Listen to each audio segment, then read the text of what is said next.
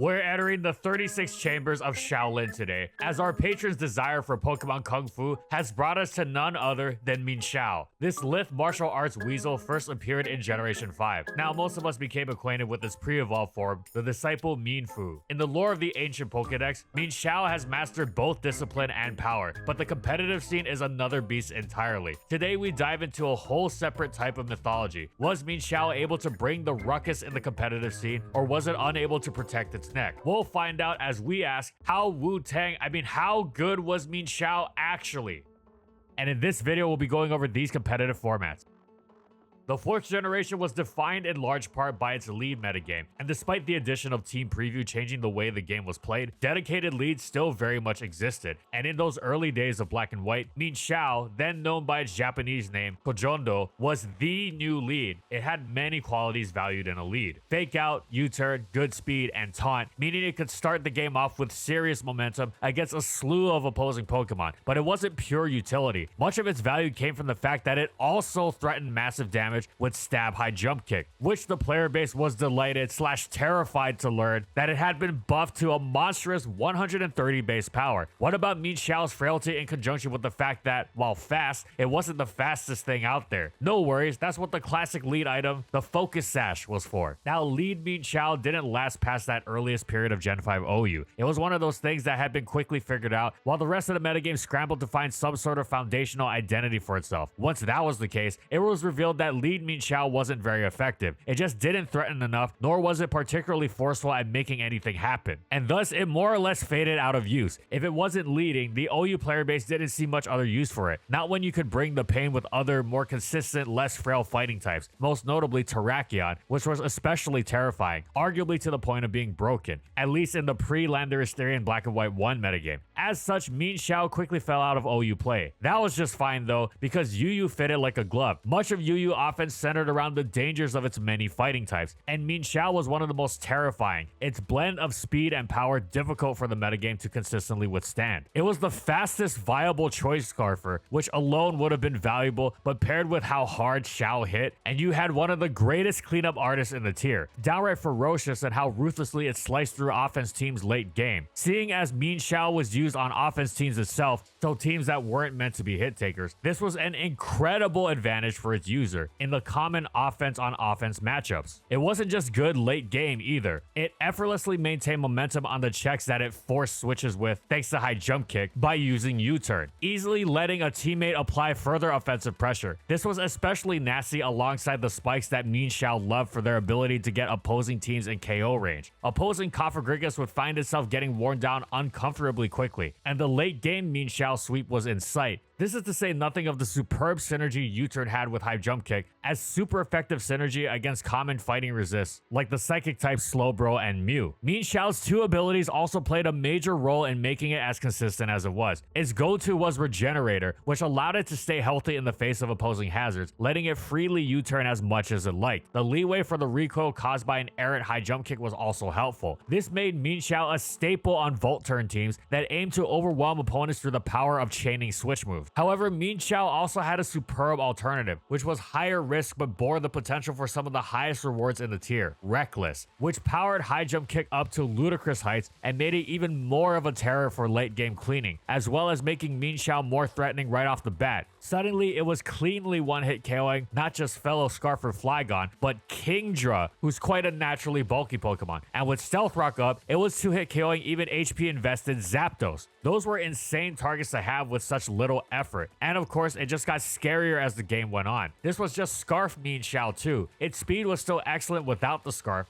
and it could leverage this alongside even fiercer power on a monstrous wall-breaking Life Orb set, with Regenerator easily offsetting the orb's usually crippling recoil. To so freely and so flexibly throw around such powerful attacks made Mienshao superbly consistent at breaking down opposing teams, and with Hidden Power Ice now in its moveset, Gligar couldn't answer it at all. Scarf Mienshao was generally preferred for that amazing advantage over other Scarfers, but Life Orb Mienshao was particularly excellent at weakening opposing teams and shared checks for fellow fighting type Heracross, the tier's most defining Scarfer, or at least it was until until Mienshao eventually eclipsed it as the player base came to appreciate just how valuable being the fastest Scarfer was, and how important Regenerator was in an increasingly Spikes Rose Raid focused metagame. Mienshao was already one of the very best Pokemon in Gen 5 UU before it overtook Hera, let alone after. But its journey doesn't even end there, as sometime into Black and White 2 OU, the player base realized it was quite excellent there with a Life Orb set as well. No, it didn't pack Terrakion speed, nor its Sandstorm immunity for the special defense boost it got from the weather, but Mienshao's advantages were so major that you'd be flat out wrong to suggest it was outclassed. With an actual special attack stat, Mienshao effortlessly decked Landorus Therian and Gliscor with HP Ice, invalidating them as answers and sending the many teams relying on them scrambling. Furthermore, with a hard-stinging U-turn into Pursuit Tyranitar, it laughed heartily at any attempts to stop it with Jellicent, Reuniclus, or Slowbro. Most of the rest of the tier went wide-eyed and feared at the prospect of eating its high jump kicks, and you couldn't even wear it down with the greatest weapon of Gen 5 OUs, its plethora of passive damage, thanks to Regenerator. Oh, and its deceptively powerful Fake Out was actually quite an effective tool in helping play around many a faster offensive threat, Volcarona most notably, but also Alakazam, agility boosted Thunderous Therian, and anything else that had been dented or its team needed a push of extra damage against. Life Orb wasn't the only thing Mienshao would prove excellent at in OU either. Its Scarf set quickly caught on. Its innate traits of Regenerator U-turn and a great cleaning move and high jump kick were all well and good, but what really sold it was its speed stat that eclipsed two major targets, Volcarona at +1 speed and Choice Scarf Garchomp. The latter had taken over the metagame, the movement largely spearheaded by its excellence in checking the former, and for Xiao to get the jump on it in what was close to becoming Scarf Chomp the metagame was huge. Xiao combined this superb speed with a Landorus Therian-esque ability to act as a Scarfer that maintained momentum with U-turn, valuable both against Alakazam and for general early game purposes, and its weaknesses to Sand and Spikes was offset by Regenerator, making it much more difficult to wear down, as opposed to fellow Scarf fighter Keldeo. Lando T itself was another common Scarfer Xiao dominated, of course. Now, Mienshao had its fair share of issues, of course, not just its frailty, as that was largely just the cost of doing business, and nothing a good player couldn't handle. What really made its usage drop off a cliff after some time was the proliferation of Protect that changed the landscape of OU. Often used by Pokemon it would want to use its powerful but risky high jump kick against, like Excadrill, Heatran, Ferrothorn, and though it wasn't fighting weak, Politoed. Suddenly, using Mienshao was much more difficult, Life Orb and Scarf alike, and it almost fully disappeared. However, there were 2 points in Xiao's favor, still largely overlooked. One, it had one of the best Protect punishes in the game, a substitute Baton Pass set. It was functionally a standard Life Orb Mienshao, but with Sub and Baton Pass over Fake Out and U-turn. Sub made Protect users rue their choice, and Xiao went one step further and enabled its teammates through BPing the Sub, which was also incredibly useful on force switches against fighting resistant checks. And remember, it was a Sub user and a Sub passer with Regenerator. In addition to this, Protect slowly went from being a staple in Excadrill's moveset to growing rarer and rarer, especially as Swords Dance sets took off, while Protect disappeared from Ferrothorn completely and Heatran itself got rarer and riskier. Mienshao was a riskier fighter, but it still brought much to the table, so overall, it had an absolutely stellar debut generation.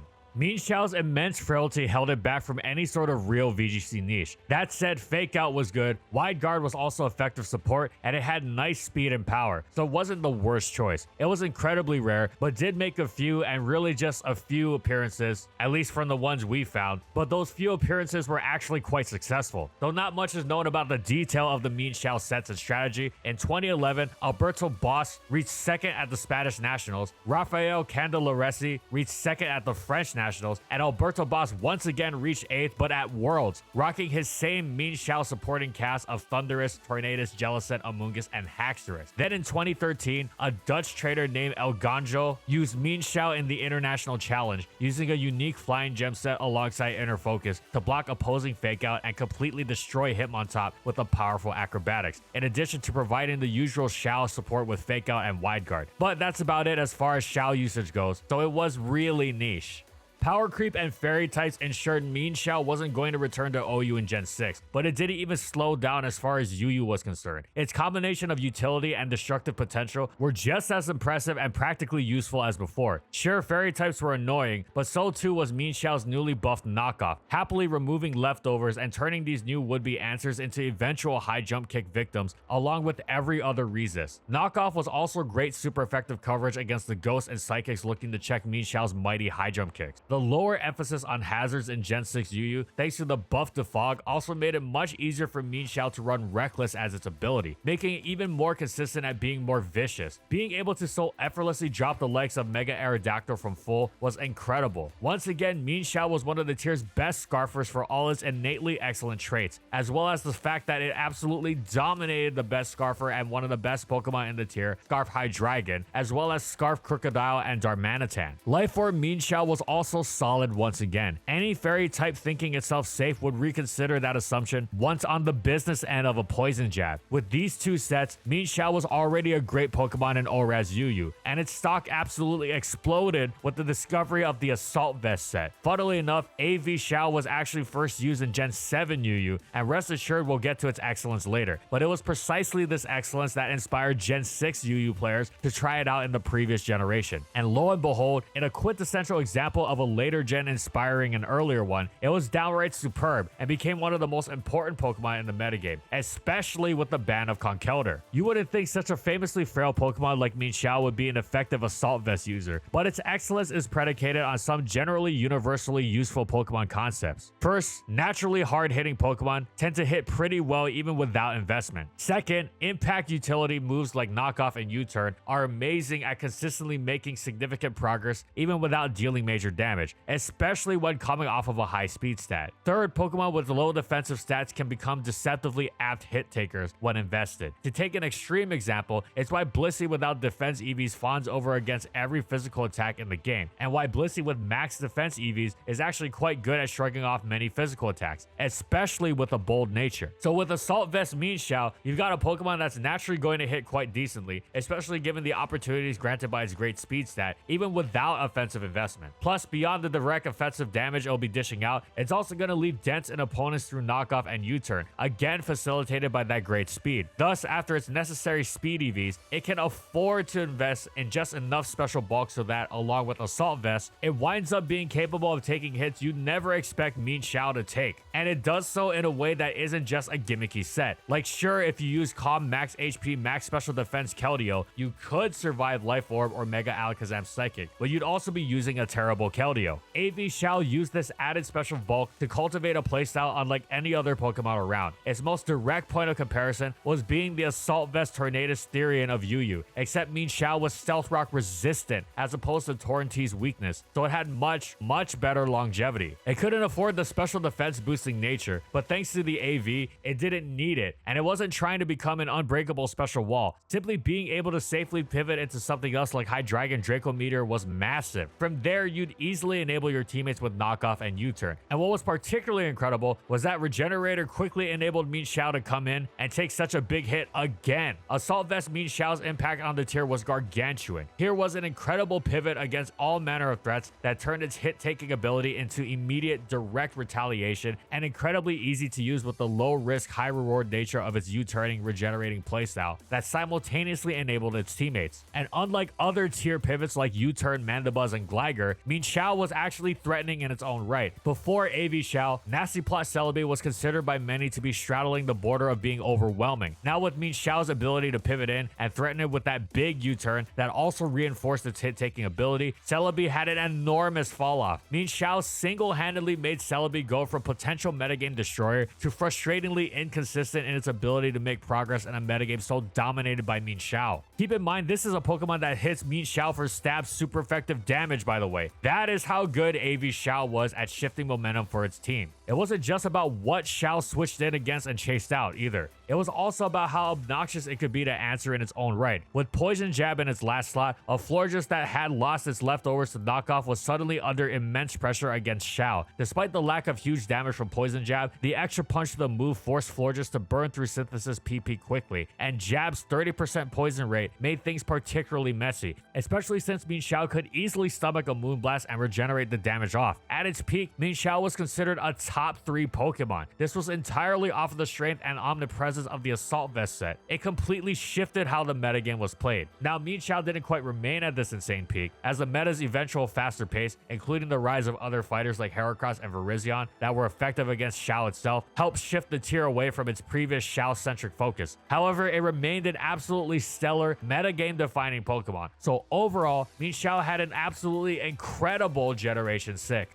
Mienshao's powerful fighting stat was much more valuable in the Mega Kangaskhan-dominated 2014 season, and to be able to provide such valuable team support in Fake Out, Wide Guard, the Priority Stopping Quick Guard, amazing for help against Talonflame, and the Protect Breaking Feint made it quite an effective sleeper pick. It leveraged its great speed, beating even Garchomp, to lethally threatening Mega Charizard Y with Rock Slide, and it had its choice of great abilities. Inner Focus let it dodge opposing Fake Outs, while Reckless charged its high jump kick up to terrifying heights, making it so that it could seriously threaten even bulky neutral pokes like the aforementioned Chomp, especially if Life Orb was used in lieu of the usual Focus Sash. Wide Lens was also popular to nigh guarantee high jump kick and Rock Slide would hit, improving Mienshao's consistency considerably. Its placements were as follows: Matthew Carter, 1st at the Missouri Regionals; Hajime Uesegi, 7th at the Oregon Regionals; Matthew Terraberry, 8th at the Massachusetts Regionals; Matt Vang, 8th at the Kansas Regionals; Ben Hickey, 2nd at the Utah Regionals; Steven Applefeller, 7th at the German Nationals; Jake, 7th at the Perth Regionals; Josh W, 8th at the Adelaide Regionals; Eric, 7th at the Sydney Regionals, with Long N 8th in the Seniors Division, and Nick and Caden 1st and 2nd in Juniors; Matt 2nd and Christopher 8th at the Auckland Regionals, and Daniel Cardenas 8th at the California Regionals, played for the 2015 season with 2014 rules. Sadly, the expanded Pokedex of 2015 and beyond knocked the wind out of Mienshao's sails, and its viability and usage plummeted, and it definitely couldn't keep up with Chalk and friends at the end of the metagame, so nothing for 2015. But funnily, in 2016's restricted metagame, it actually found 2 placements: Joss Matos, 8th at the Adelaide Regionals, and especially impressive, Javier Cetarena won the Italian Nationals with it. So overall, Mienshao had quite a decent Gen 6 VGC run.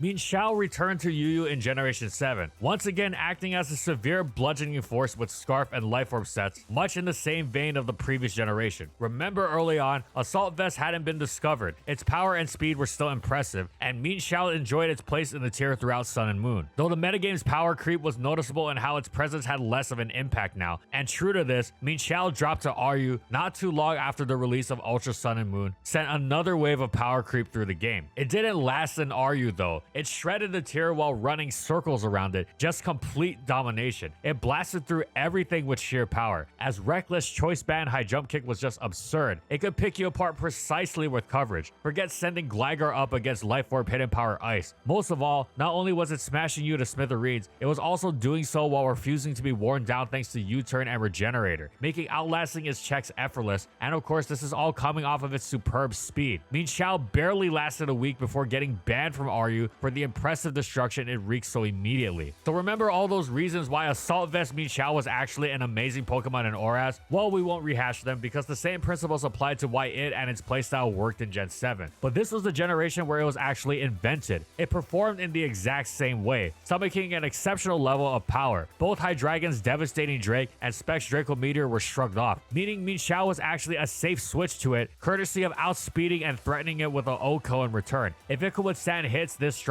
pretty much every other special attack was a piece of cake, and this hit-taking ability on such an effective pivot, a fast Stealth Rock resistant regenerating U-turn with knockoff, was superb. Mienshao formed effective regenerated cores alongside Slowbro and Amoonguss, providing highly resistant backbones for balanced teams that could still apply pressure while performing their utility roles, especially when paired with Future Sight variants of Slowbro. Mienshao's incredible ability to take on Celebi was especially valuable given how threatening Nasty Plot sets traditionally were to balance teams, and Mienshao was one of the very best Pokemon you could have against the dangerous Nihil Eagle. Its flexibility was invaluable in allowing its user to play around all sorts of situations. Sure, it might not traditionally counter something like Nidoking, but it could pivot into certain moves and threaten to remove its Life Orb. Nidoking doesn't want to lose that all-important Life Orb, of course, so it switches, and Mienshao, knowing that, U-turns on the switch. Congratulations, Mienshao just answered Nidoking. You could keep Mienshao in on Primarina one-on-one. The only way Primarina threatened to KO Mienshao was with Specs Moonblast. And guess what? Mienshao would knock off before Primarina attacked, leaving it spexless and rendering the Moonblast unable to KO. Mienshao would then happily U-turn out, easily regenerating its health, while Primarina had been robbed of its incredible wall-breaking power. Knockoff, U-turn, and Regenerator made Mienshao effective against defensive teams too. It switched into Blissey over and over and over. And sure, the higher power level of Gen 7 meant Mienshao wasn't going to warp the metagame like it later would in Gen 6, but it was still a solid Pokemon with a legitimate place in the metagame. This combined with the spectacular destruction of Ryu gave Mienshao its third consecutive generation of excellence.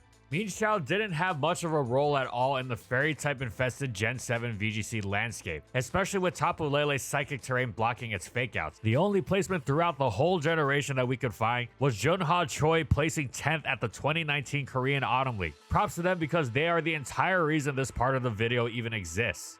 Mienshao returned in Generation 8's Isle of Armor, brandishing an incredible new weapon, Close Combat. Yes, this was technically a power downgrade. 10 BP less than High Jump Kick was not insignificant, but it wasn't a backbreaker either. And the upgraded consistency was a blessed relief for a Pokemon who had for so long caused immense stress to its users every time it clicked its stab. 90% accuracy is great, don't get us wrong. Nobody's complaining about Dracometer being too inaccurate, but it can be maddening in how it seems to fail you just when you need it most, especially with High Jump Kick's brutal recoil. Crucially, it wasn't just risking incurring this damage when missing. It couldn't afford to do so into Ghost types or Protect, both very common tactics that could make life difficult, especially since Protect could turn the tables in a would-be advantageous matchup. No more though, Close Combat was no nonsense, and Mienshao wielded it gleefully as it returned to UU. It was once again a very good Pokemon in the tier, mostly using a Scarf set for late game cleaning. It wasn't much of a wall breaker in a tier where the top 3 Pokemon were Noivern, Galarian Slowbro, and Galarian Weezing, but you put it up against a weakened team and it was lights out. With the power creep added by the Crown Tundra, Mienshao struggled to keep up with UU and fell to Ryu again, but this time even Ryu's powerful new toys made it difficult for it to make much of an impact. So only a few weeks into the DLC, it found itself falling to NU. It didn't immediately make waves, but a few months later, it found itself the subject of a resounding quick ban for how badly it had whipped the tier. Life Orb sets were utterly devastating because in a generation characterized by Pokemon gaining amazing longevity with heavy-duty boots, Mienshao and its Regenerator alongside a Stealth Rock resistance meant it had something similar to boots already built in. So you had this boots-esque Pokemon that was also blasting everything apart with Life Orb boosted attacks. Such a hard hitter was one thing, but a hitter this strong that also hit you over and over without getting worn down proved to be too much. The classic Mienshao dance of knockoff and U-turn ruined pretty much anything you'd consider a check, and Arcanine without boots was easy prey, while Cresselia got overwhelmed too. Talonflame, aside from fearing for its boots, also got dropped by Stone Edge. Pretty much the only thing resembling a real answer was Vileplume, which withstood most of its moves well and could punish Mienshao's emphasis on contact with Effect Spore, but even Plume risked destruction by Xiao's other Gen 8 toy, Blaze Kick. Mienshao thus added a ban from NU to its resume, but it was just getting started. For its next trick, it would proceed to blast Ryu apart in much of the same manner. Its only checks were once again the flawed Vileplume and the more reliable Galarian Weezing, whose neutralizing gas would nullify Regenerator. However, both Pokemon were flawed and far from perfect stops anyway. Mienshao basically forced faster and faster offense in order to deal with it, and that was unhealthy as it was limited given how great its own speed was. Anything defensive was just going to get routed by Close Combat, Knockoff, and U-turn from a Pokemon that was borderline immortal for how impossible it was to wear down, while offensive teams were even more susceptible to getting slammed by its attacks. Thus, Mienshao got banned again and proceeded to do the exact same thing in UU. It was a decent Pokemon before, with a Scarf set helping revenge kill major sweepers like Meteor Beam, Nihil Eagle, and Dragonite Gyarados, but it was now the Life Orb set that came out to play. It was helped by a few tiering shifts. Buzzwole rose to OU, while Latias and Como-O were banned, and the player base quickly realized this meant the tier was now Mienshao's city. It played its game the exact same way, and the effect was the exact same. The options to handle it were slightly better this time around, but really not by much. It was nice that Amoonguss also had Regenerator, but it wasn't a hard stop itself if and when Mienshao started Blaze Kicking. For such a frail Pokemon, the abundance of switch moves now present in Gen 8 made it spectacularly easy to get Mienshao on the field, which in turn made it spectacularly easy for it to destroy everything in sight. Many fighting resists, like Moltres and Salamence, were also reliant on boots, so it took just one knockoff for Mienshao to run away with the game. And what were you gonna do? Switch switch in a non-close combat resist against it, have fun getting destroyed. Xiao's superb speed let it once again prey on Hydreigon, as well as other fast Pokemon like Thundurus, Therian, and Nihilego, and not much in the way of natural revenge killers. You couldn't handle it offensively or defensively, seeing as if it wasn't Blaze kicking a Moongus, it was poison jabbing Primarina, Azumarill, and Tapu Bulu, or sometimes even stone edging Moltres and Ments. Between Mienshao's incredible power, speed, coverage, and above all, longevity with which to abuse them, it was once again deemed to be too much. Vault turn teams using it were particularly dominant. Mienshao U-turning into Thundurus Therian, what a nightmare, and it'd go on and on, seeing as other switch moves users like the defensively excellent flip turn Swampert would effortlessly get Mienshao back on the field before long to do it again. Its frailty was no issue, and seeing as that was its one flaw, it wasn't surprising that Mienshao received the ban hammer, completing an absolutely insane hat trick, getting banned from NU, then RU, then UU, all in the same generation. Mienshao had an absolutely astonishing Generation 8.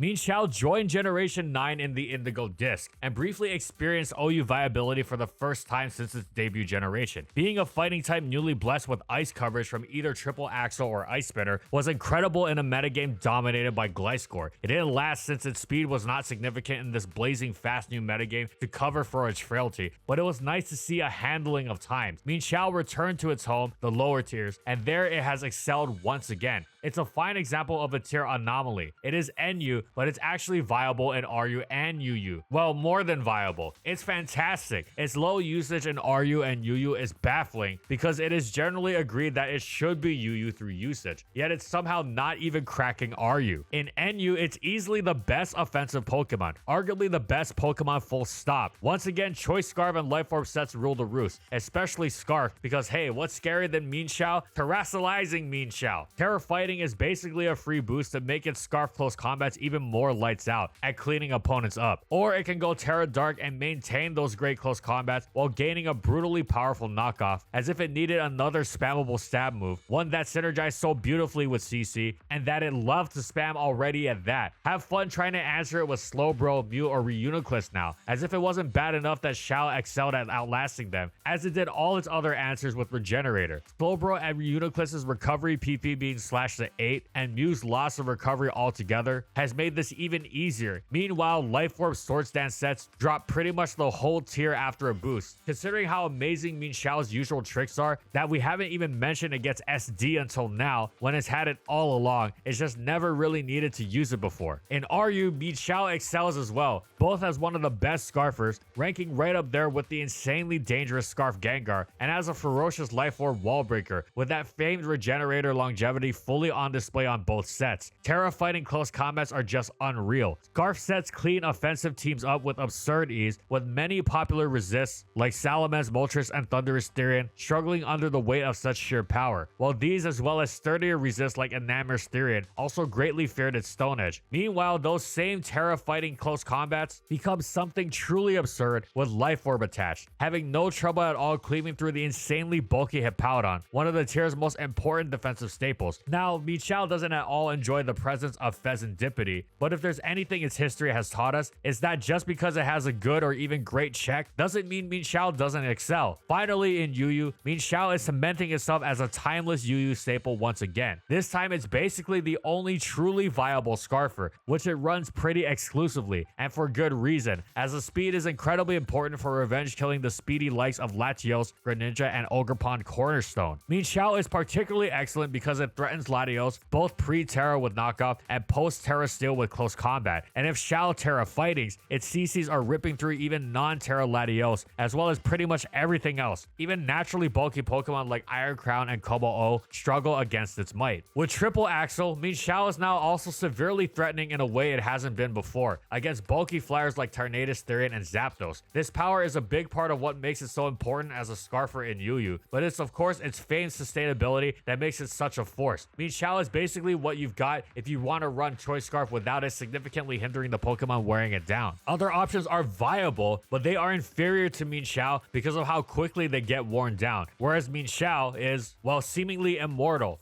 So overall, Mienshao is absolutely thriving once again in Generation 9 and shows no signs of stopping. It seems almost impossible for it to not be the best lower tier Pokemon at this point. Its toolkit is just so well equipped that it can handle seemingly anything the game throws at it. And that's it. So how good was Mienshao actually? Well, it has almost always been a lower tier Pokemon, though it did find a great niche for itself in its debut generation of OU. As a lower tier Pokemon though, wow, it's one of the best. Time and time again, it had absolutely dominated whichever tier it has wound up in. Sometimes it's blasting with sheer reckless power, but most of the time it's combining its amazing offensive toolkit of superb speed and fighting staff with one of the best abilities in the game, Regenerator. Regenerator is thought of as an ability for bulky Pokemon, but it shows its excellence even on the frail Mienshao because it allows Mienshao to mount a repeated relentless assault that opposing teams simply cannot withstand. With Assault Vest sets in Gen 6 and 7 of UU, it's also proved its mettle as an apt hit taker, carving out one of the most unique roles in competitive history. And there have of course been times where Mienshao has been overbearing. First, it was banned from Gen 7 RU, then it got canned from all of NU, RU, and UU in Generation 8. For some reason, it's not UU by usage in Gen 9, which has resulted in it excelling in both RU and NU as well. Mienshao is one of the greatest lower tier Pokemon of all time. Consider alone how it has been amazing in all 5 generations of UU it's existed in, making it one of the best in the tier alone. Thanks for watching everyone, and thank you so much to our patrons for continued support of our videos and voting for this Pokemon for this month's patron pick.